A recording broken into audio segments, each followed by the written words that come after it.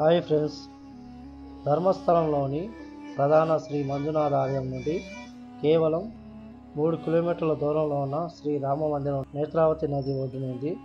దీనిని దక్షిణ అయోధ్య అని కూడా పిలుస్తారు. ఎందుకంటే రాముడు సీతను వెతుకుతూ ఇక్కడే ఒకప్పుడు విశ్రాంతి తీసుకున్నారని పురాణాలు చెబుతూ ఉన్నాయి.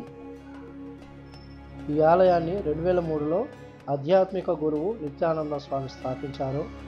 2 అంతస్తుల ఆలయంలో రాముడు, లక్ష్మణుడు మరియు సీతాదేవి పాలరాయి విగ్రహాలున్నాయి.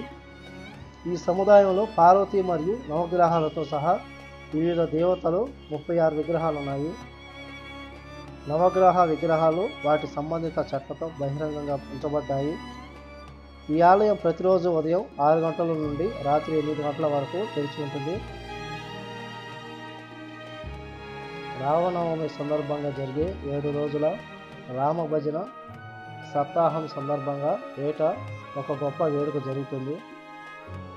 ధర్మస్థల మరియు ఉజిరే మధ్య ప్రధాన రహదారిపై ఉన్న ఈ ఆలయానికి స్థానిక బస్సులు మరియు ట్యాక్సీలు సులభంగా చేరుకోవచ్చు.